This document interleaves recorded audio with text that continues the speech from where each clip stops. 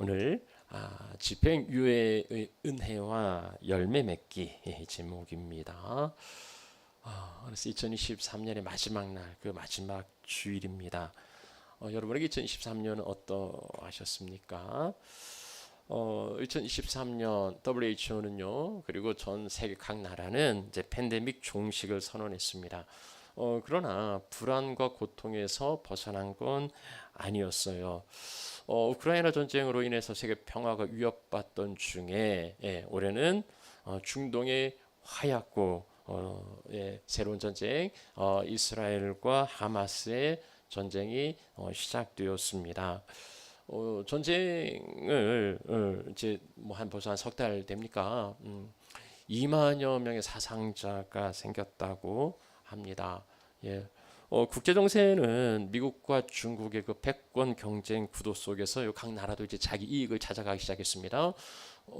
각 나라들이 그 극우 정권이 극우파들이 집권하면서 이제는 자기 나라 이익이 먼저인 거죠. 뭐 지금 위아더 월드 뭐 했는데 지금은 이제 각자 도생입니다. 각자 살 길을 이제 찾아야 하죠.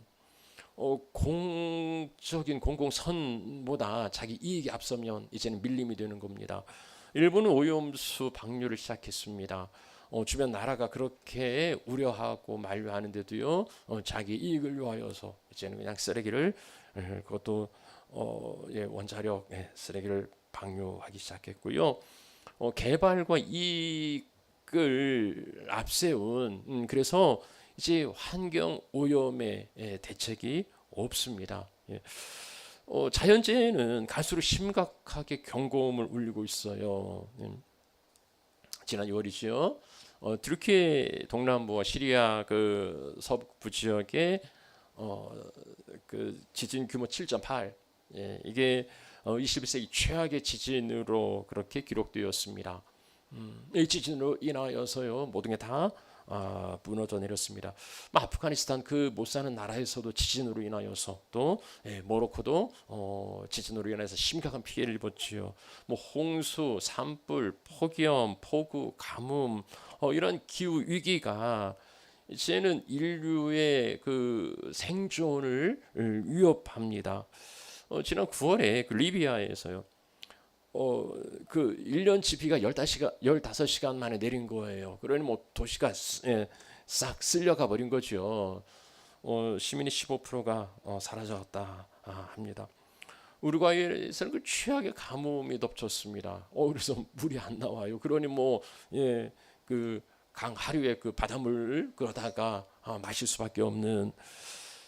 그런가 하면 지난 8월에는 그 지상 낙원이라고 하는 하와이의 그 산불이 일어났습니다. 100년 만에 최악의 산불이라죠. 하루아침에 잿더미가 되었고요.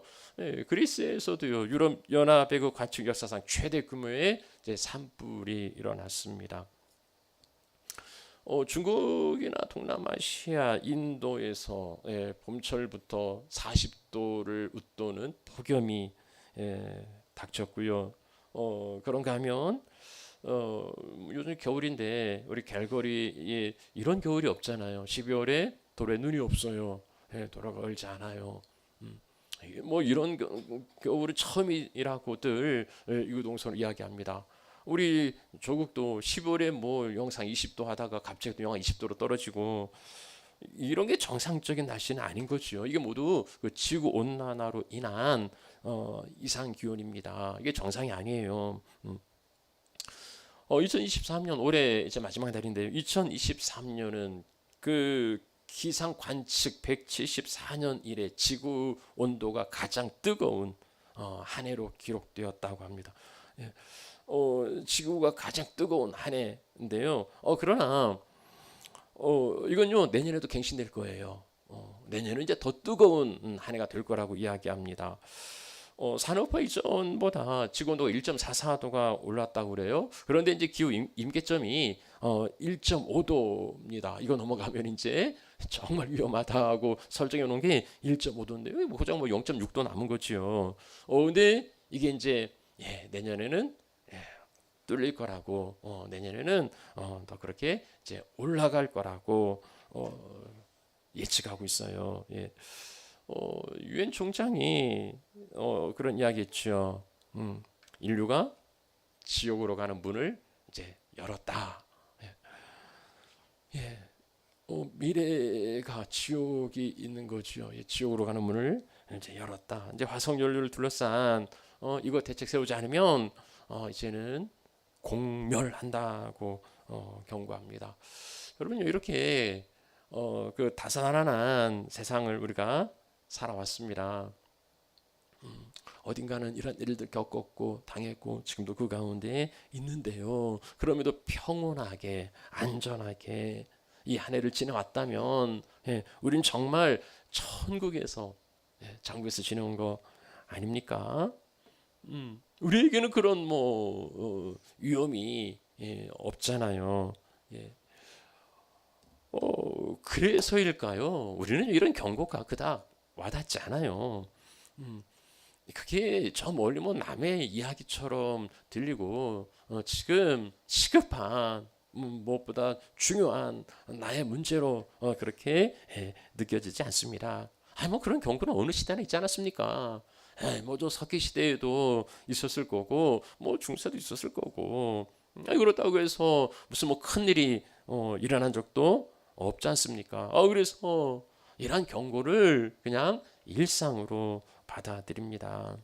어쩌면 대부분은요, 나 혼자 살기에도 여유가 없고 분주하고 각박한데, 다른데 신경 쓸 겨를이 없는 거죠. 그래서 이런 경고에 대하여서, 어쩌라고. 이런 이제 짜증을 내기도 하고요. 짜증이 날 수도 있고요. 그리고 또 관심을 가진들, 내가 그런데 관심을 가진다고 세상이 바뀝니까? 세상에 달라지는 것도 없잖아요. 그래서 어떻게 되겠지. 그리 포기할지도 모르겠습니다. 몰라서가 아니잖아요. 지난 한 해 동안 경고를 보면 어떤 일이 일어날 것인지 이 전조를 보면은 이제 어떤 일이 발생할 것인지를 우리는 예측할 수 있는데 우리는 알면서도요, 알고 있으면서도 우리가 살아가고 있고 우리가 후대에 물려줄 이 삶의 터전을 헐어가고 있어요. 이게 인류의 고집이고 탐욕이고 그리고 어리석음이 아니겠습니까? 근데 내가 국가 지도자도 아니고 무슨 사회 지도층 인사도 아니니까 내가 그 세상 어떻게 할 수는 없다 치지요. 내가 어떻게 할 수 없는 건 그렇게 차지하고서라도 그런데 내가 할 수 있는 영역에서도요, 우리는 어쩌면 방관하고 그리고 무관심하고 있는 건 아닌지 모르겠습니다. 우리 성도의 삶에, 믿음의 삶에, 우리 하나님께서 성령께서 경고하시는 게 있는데도 그것을 외면하고 무시하고 무책임하고 안일한 모습으로 살아가고 있는 게 아닌지 이제 이 연말에 한번 돌아보기를 원합니다. 여러분요, 하나님께서 우리에게 경고하시는 게 있습니다. 여러분, 성령께서 이제 성령 하나님, 이제 우리가 믿는 삼위 하나님, 성부, 성자, 성령 하나님이 계시는데요. 하나님은 우리와 함께 하시는데 특별히 우리와 함께 하시는 하나님, 성령 하나님. 성령 하나님 어떻게 우리와 함께 하십니까? 우리 안에서 이제 함께 하신다 하는데요. 여러분, 성령이 어떤 분인가? 나하고는 난 하나님 믿고 성령 모르겠고 그런 건 아니죠. 성령 하나님은 예수 그리스도를 증거하시는, 그래서 우리가 예수를 믿을 수 있게 하시는, 내가 예수를 나의 구주로 고백할 때에 그 고백은 성령 하나님께서 우리에게 주셔서 고백하게 하시는 거죠. 그리고 예수를 주로 고백할 때에 성령께서 우리 안에 함께 하십니다. 이제 성령의 내주 함께 거하시는 거, 믿는 자 안에 거하세요. 그래서 하나님의 성령이 너희 안에 계시는 것을 너희가 알지 못하느냐? 알지 못하셨다면 아셔야 돼요. 성령 하나님이 우리 안에 우리와 함께 계신다는 겁니다. 내 안에 뭐가 있습니까? 내 안에 뭐가 있습니까? 내 안에 내 생각도 있고 내 자아도 있고 내 심장도 있고 거기에 성령 하나님도 함께 계십니까? 성령께서 우리 안에 함께 하시겠다고 말씀하세요. 그럼 우리 안에서 뭘 하십니까? 성령께서 우리 안에 거하셔서 무슨 일을 하시는가? 네, 성령님은요, 하나님의 뜻을 깨닫게 하세요. 우리가 이제 하나님의 자녀가 됐으니까 아버지의 뜻대로 살기를 원하잖아요. 근데 모르잖아요. 근데 그것을 성령께서 깨우쳐 주셔요. 뭐 사람 속을 어떻게 10개 물속은 알아도 한 사람 속 모른다는데 하나님 속을 어떻게 합니까? 근데 그 하나님의 생각을 성령께서 아세요. 그래서 성령께서 하나님의 생각을 아시고 우리에게 일깨워 주시는 겁니다. 하나님께서 우리에게 은혜로 주신 것들을 알게 하시려고 하나님과 우리의 어떤 그 메신저, 하나님의 뜻을 알고 하나님 은혜로 주신 것들을 우리에게 깨닫게 하고 하나님의 능력과 힘을 우리에게 알게 하는 그 이제 성령 하나님 우리 안에서 우리 속에 계셔서 그 일을 하시는 거예요. 한마디로 성령께서는요 영적인 일을 분별하고 그리고 행동하게 이게 뭐 똥인지 된장인지 분간을 못하는 그 어린 아이들이 있다고 하는데요. 이게 분간이 안 되면 안 되잖아요. 이게 영적인 건지 아니면 세속적인 건지 이걸 가져야 하는 건지 버려야 하는 건지 이게 분간이 되어야 하는 겁니다. 근데 이게 분간이 안 되는 까닭은 뭐냐면 이게 이제 겉은 그럴싸한 거예요. 이게 포장을 하는 거예요. 위장을 하는 겁니다. 그래서 이게 대단한 건 줄 알고서 집었는데 이게 함정이고 덫인 거예요. 이것을 분간할 수 있게 하는 게 성령님이라. 성령께서 우리로 영적인 것을 분별하게 하세요. 그리고 행동하게 하십니다. 성도의 능력이 어디에서 나옵니까? 성도의 능력은요, 하나님께서 주신 능력은, 그것을 우리가 이제 은사라고 해요. 그 은사는 성령께서 우리에게 주시는 거죠. 그래서 우리로 행동할 수 있도록 각 사람에게 성령의 나타나심, 이건 성령의 은사예요. 뭔가 잘할 수 있는 거, 내가 하나님을 무엇으로 섬길까? 하나님은 각각 은사를 주시는 거죠. 그것으로 하나님을 섬기고 하나님뿐만 아니라 이웃과 세상을 섬기도록 그 은사를 주셔서 하나님을 드러내게 하시는 거예요. 자, 그러면 그렇게 살면은 이제 열매가 맺히는 겁니다. 그렇게 살면 성령을 따라 행하면 성령의 열매가 맺혀요. 그게 뭐 사랑이랑 자비 뭐 이렇게 이제 열매가 맺히는 겁니다. 이러한 삶이 모범적인 그리스도인의 삶이라 할 수 있는 거죠. 자, 여러분 이렇게 살아가십니까? 이렇게 살아오셨습니까? 그럼 정말 잘했다고 한 해 동안 애썼다고 짱이라고 주님의 칭찬을 받으실 거예요. 주님의 칭찬뿐입니까? 한 해를 참 마무리하면서 아이고 집사님 수고 많으셨어요. 잘하셨어요. 이런 칭찬을 받으실 수 있을 거란 말입니다. 뭐 그런데요 그리 살지 못하는 이제 성도들도 있습니다. 자, 이러한 삶을 살지 못할 때 이제 제일 먼저 단식하시고 슬퍼하시고 또 우리에게 깨우쳐 주시는 분이 누구인가? 우리 안에 계시는 성령님, 우리 안에 계신 성령님께서 우리가 하나님의 뜻대로 살아가지 못할 때에는 근심하시고 탄식하신다고 말씀해요. 그래서 성령이 우리의 연약함을 도우시는데 우리가 참 어떻게 할 바를 모르고 우리가 기도할 바도 모르고 어떻게 살아갈지도 모를 때에 성령이 말할 수 없는 탄식으로 우리를 위하여 친히 간구하시니라. 우리 안에 성령께서 탄식하시고 그러면 안 돼. 그러면 안 된다고 만류하시고요. 이쪽이지 일깨워 주시는 겁니다. 근데 들으면 이렇게 바뀌잖아요. 그런데 이게 고집을 부리고 안 들어요. 그러면 성령께서 어떻게 하십니까? 이게 다리 몽둥이를 분질러 가지고 그쪽 가면 안 된다고 이렇게 하시는 게 아니고, 그렇게 하시는 게 아니라 성령께서 그냥 근심하신대요. 이게 속수무책이신가 봐요. 우리가 고집을 부리면 우리가 한번 뭐 고집을 세우면 하나님도 어쩔 수가 없어요. 이게 잘 이제 이해해서 들으셔야 되는데 우리가 고집을 부리면 뭐 하나님도 속수무책이에요. 그냥 탄식하시고 근심하실 뿐이지요. 그러나 그렇게 살면 안 된다고 성령께서 우리에게 일깨워 주십니다. 여러분 그런 경고를 들어보신 적 있으세요? 우리 안에서 성령께서 그냥 양심의 가책일 수도 있겠고 아니면 하나님의 말씀이 떠올릴 수 있겠고 예, 잘못된 길을 걸어가는데도 그러한 경고가 들리지 않는다면 이건 심각한 거 아닙니까? 성령께서 계시지 않거나 아니면 내가 귀를 막고 성령의 경고를 무시하기 때문 아닙니까? 우리 여기 이제 뭐 삼겹살 구우면 알람에서 막 경고를 하잖아요. 삐삐삐삐 연기 나니까 어떻게 합니까? 건전지 빼버려요. 그러면 잠잠해집니다. 예, 그럼 평안해요. 그리고서 이제 다시 건전지 끼워놓은 걸 잊어버립니다.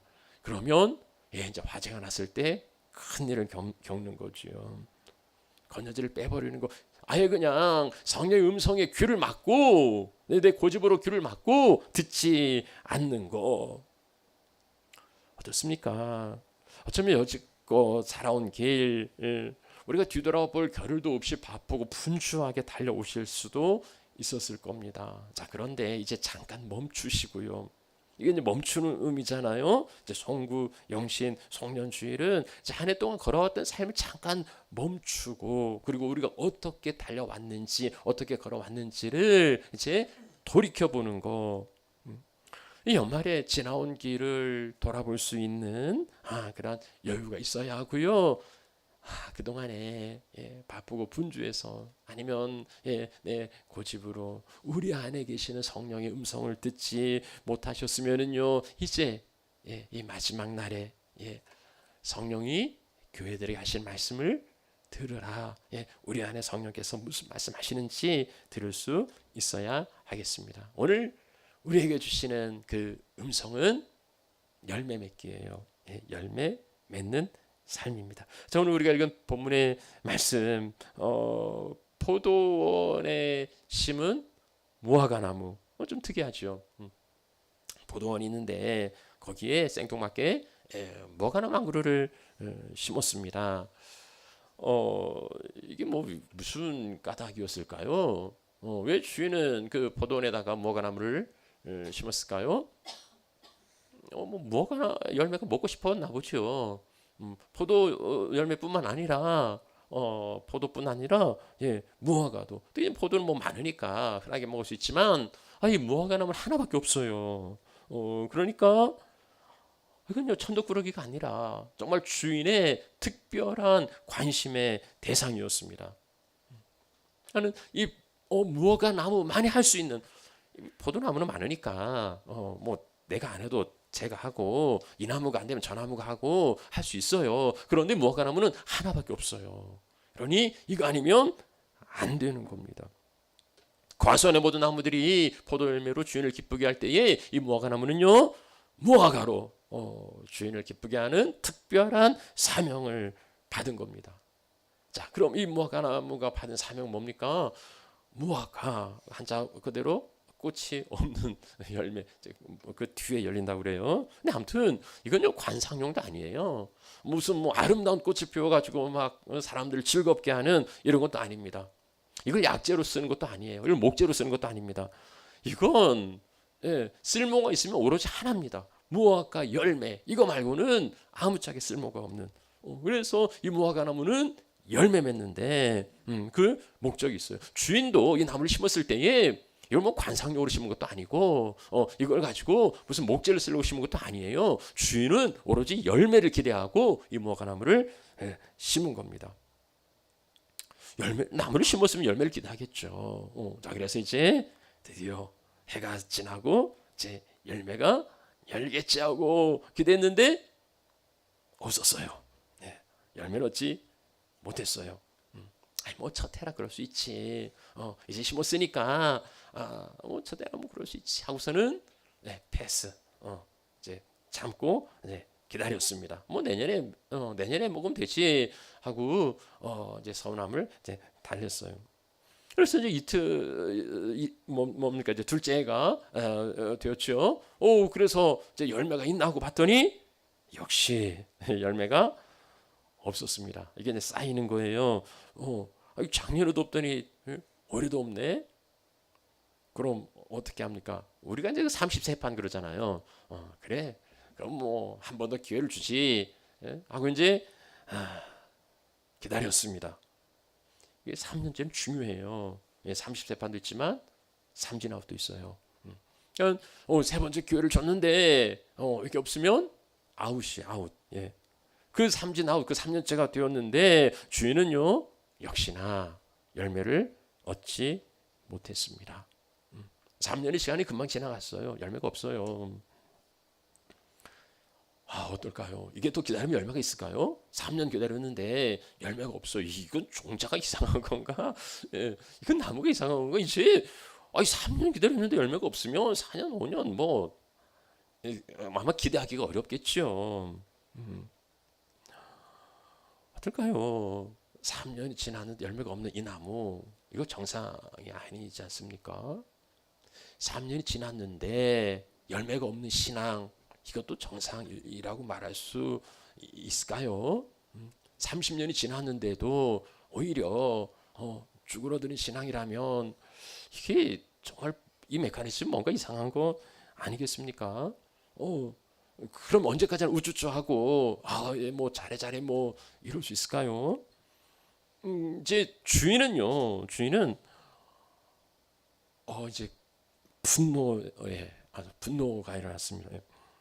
아니 그 포도나무에 무화과 좀 먹겠다고 하나 따로 심었고 따로 심었으니까 특별히 관리하고 특별히 사랑을 베풀고 관심을 가지고 기대하고 기다렸는데 그것도 1년, 2년, 3년이나 기다렸는데 열매가 없단 말입니다. 그러니까 주인은요 분노해요. 그리고 이 포도원 지게에게 이야기합니다. 찍어버리라고. 이 땅만 버리는 무의도식한 아무짝에 쓸모없는 이 무화과나무 이거 찍어버리라고 지시합니다. 주인의 기대, 그 처음에 그 무화과나무에 얼마나 그 기대가 크고 얼마나 참 소망이 있었습니까? 열매가 없으니까는요 이게 이제 분노로 바뀝니다. 그리고 차라리 찍어버리라고 지시해요. 없으면 기대라도 하지 않죠. 그 땅에 다른 나무라도 심을 수 있지요. 다른 나무를 심어서 다른 열매라도 거둘 수 있지요. 그런데 이 나무는요 땅만 차지하고 열매가 없으니 땅만 버리는 겁니다. 그래 이거 찍어버리라고요.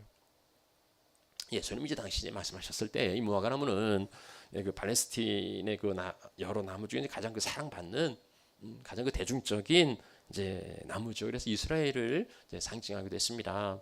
예수님께서 이스라엘 오셔서 이제 3년 동안 가르치고 선포하고 고치고 하는데 이스라엘이 열매가 없어요. 돌아올 기미가 없어요.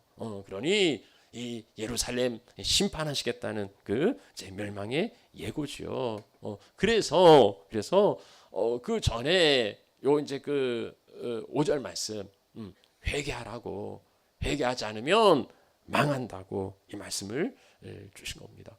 자 그런데 이 무화과 나무가 이 유대 이스라엘 뿐이겠습니까?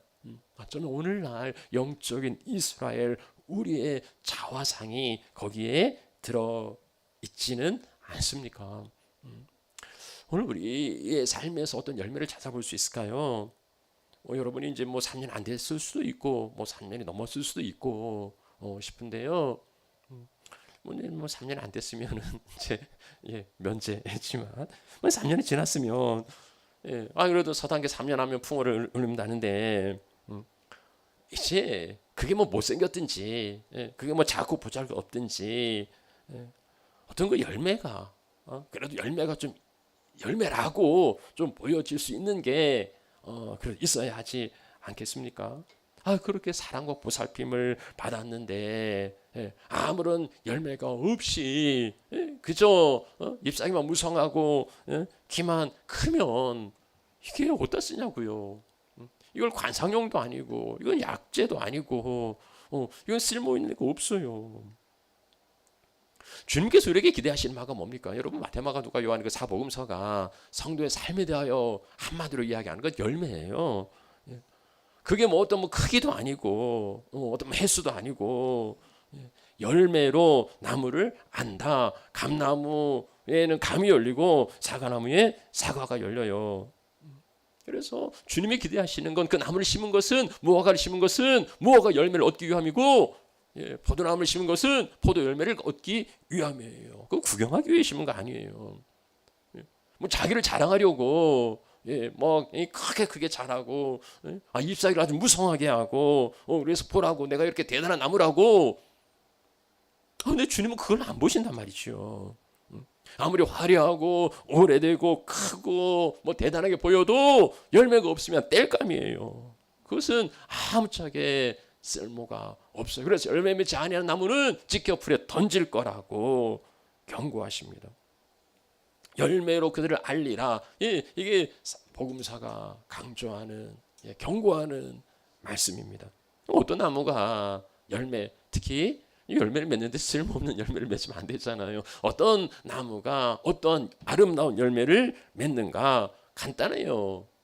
좋은 나무가 아름다운 열매 맺고 나쁜 나무 나쁜 열매 맺는다. 좋은 나무에서 나쁜 열매 맺을 수가 없다. 못된 나무에서도 아름다운 열매를 맺을 수가 없다. 나무가 좋아야 한다. 그래서 무화과 열매는 무화과에서 따지 엉겅퀴에서 딸 수 있는 게 아닙니다. 그럴 수 있는 게 아니죠. 자, 그러면 우리는 무화과 나무입니까? 가시나무입니까? 엉겅퀴입니까? 나는 이게 이제 가시나무인지 무화과인지 주인은 분명히 무화과를 심었어요. 가시나무 심은 게 아니에요. 무화과를 심었단 말입니다. 그러니 주님은 우리를 무화과로 그렇게 심으셨어요. 그러면 무화과에서는 당연히 무화과 열매를 맺어야 합니다. 그런데 이게 다른 걸 심었으면 무화과 기대도 안 하는데 무화과를 심었으니까 무화과를 기대하는 건 당연한데 이 열매가 없으니 얼마나 답답한 일이냐 하는 거죠. 그럼 이게 무화과 나무인 거 아닌가? 무화과 열매가 없는 무화과 나무가 무화과 나무입니까? 아닙니까? 무화과 나무긴 나무죠. 뭐 열매가 없어도 나무긴 나무인데 쓸모가 없어요. 그래서 가시나무처럼 찍어버리겠다고 하시는 겁니다. 이긴 이스라엘인데 열매가 없어요. 그러면 찍어버리시겠다고요. 우리가 이스라엘이 되고 하나님의 자녀가 되었다고 안심할 게 아니라는 겁니다. 그 열매가 없으면 가시나무와 다를 바가 없어요. 나무는 다르죠. 그러나 운명은 가시나무와 다를 바가 없습니다. 이건 심각하고 무서운 경고 아닙니까? 이 경고는요, 정말로 심각한 경고인 거예요. 하나님 나를 무화과나무로 선택해 주셔서 정말 감사하다고. 저 포도나무 가운데에 나를 무화과나무로 우뚝 세워주셔서 정말 감사하다고. 그래서 난 무화과나무니까 구원받은 줄 알고 뭐 웃주라고 뭐 선민의 자부심도 있고 구원의 확신도 있고 누가 뭐래도 나는 하나님의 백성이라고 하나님의 자녀라고 그래서 하나님이 나에게 은혜를 더하셔서 해가 더할수록 무성하게 자라게 그래서 저 하늘 꼭대기에 닿게 하시고 그 가지도 풍성하고 잎사귀도 풍성해서 그 밑에 그늘도 주고 많은 사람들이 그 가운데 몰려와서 정말 대단한 나무라고 칭찬도 받고 인정도 받았는데 열매가 없어요. 그래서 주인은 이 열매 없는 땅만 버리는 이 무화과, 이 아무짝에 쓸모없는 무화과 찍어버리라고 지시하는 겁니다. 구원은 믿음으로 받고 그래서 천국은 믿음으로 들어가는 줄 알고서 뭐 따놨으니까 얘는 세상에서 느긋하게 세상 곳간에다가 열매 쌓아두면서 그렇게 살아가는 누군가에게는 청천벽력과도 같은 심각한 경고의 말씀이 아닙니까? 찍어버리라고요. 자, 이제 포도원지기는 포도원지기는 포도 관리하는 사람이니까 주인이 찍으라면 찍어야죠. 이제 주인의 명령 따라서 이 무화과나무를 이제 잘라버려야 하는 이제 처지에 되었습니다. 그런데요, 이 포도원지기가 주인의 지시를 거부하고 막아섭니다. 당연히 열매 없는 이 나무 찍어버려야 맞죠. 이 뭐 주인이 틀린 이야기를 했다는 게 아닙니다. 맞죠, 주인이 맞습니다. 맞는데 그런데 금년에만 좀 그대로 두시라고. 금년에 두시라고. 내가 두릅하고 거름을 줄 건데 그러면 열면 좋지 않습니까? 그래도 열매가 열리지 않으면 찍어버리시라고. 그때 찍어버리시라고. 예? 무화과나무 열매가 없는 게 뭐 이 포도원지기의 잘못입니까? 그런 것도 아니죠. 포도원지기도 역시 각별한 사랑과 관심으로 이 무화과나무를 돌보았을 겁니다. 그래서 어쩌면 주인은요, 그냥 뭐 말로 하는 사람이고, 이 포도원지기는 자기가 가꾸었어요. 자기가 사랑과 정성으로 거름 주고 그렇게 키웠단 말이죠. 근데 열매가 없으면 이 포도원지기는 더 분노하고 더 실망했을 거예요. 그런데 이 포도원지기는요, 분노와 실망이 크긴 하지만 그런데 마치 자기가 잘못해서 열매가 없는 것처럼 내가 잘할 테니까, 내가 거름 주고 내가 땅 파고 내가 더 사랑할 테니까 한 해만 좀 참아달라고, 조금만 좀 기다려달라고, 내가 잘하면 이 나무가 열매가 열리지 않겠냐고, 한 번만 더 기회를 주자고.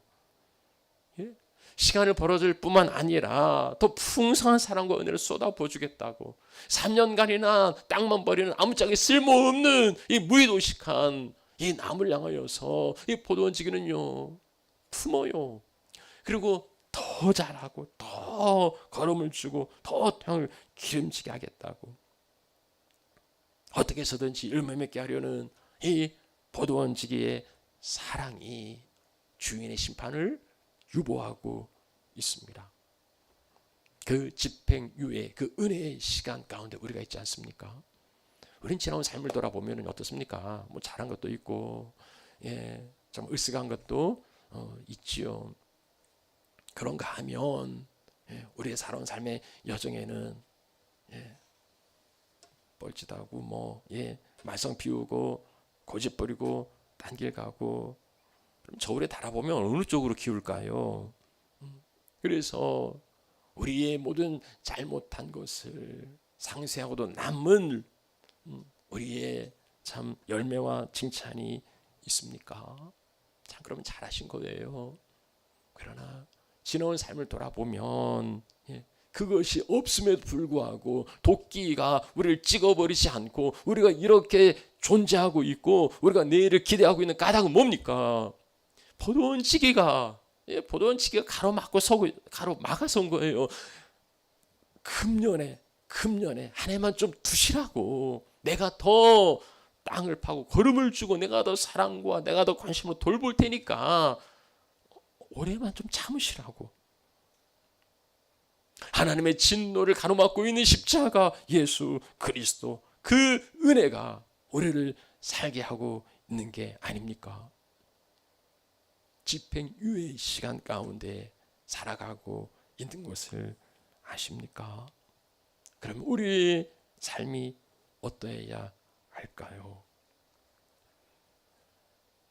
말씀을 마무리하죠. 무화과나무를 향한 주인의 기대는요, 포도 열매도 아니고 무화과 열매입니다. 오직 그거 하나밖에 없어요. 무화과나무에서는 무화과 열매. 주님께서 우리를 무화과나무로 심으시고 우리를 돌보시고 키우시고 우리에게 이 무화과나무의 열매를 기대하십니다. 여러분의 삶에 이 무화과 열매가 있습니까?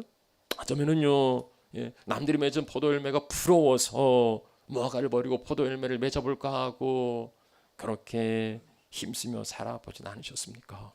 사람들이 가진 세상의 열매가 부럽기도 하고 그래서 나도 그거 가지면 뭐 좀 행복할까 싶어서 그렇게 세상적인 열매 그것을 맺으려고 살아온 삶은 아닙니까?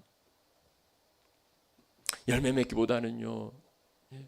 그 열매 맺기보다는 그 열매는 이제 주인을 위한 거지요. 네. 그보다는 나를 더 돋보이게 하려고, 나를 더 크게 보이려고, 잎사귀를 무성하게 하고, 양분을 뿌리로 보내서 가지에 열매가 맺혀야 하는데 위로 자라게 해서 웃자란 건 아닙니까? 나의 만족이라면 더 크게 하고 더 무성한 잎사귀를 보이는 거지만 주인은 열매를 찾으십니다. 주님이 지금까지 참아왔고 내년에도 그냥 거저 참으실 것 같습니까? 첫 해와 둘째는 그렇게 그냥 거저 참으셨어요.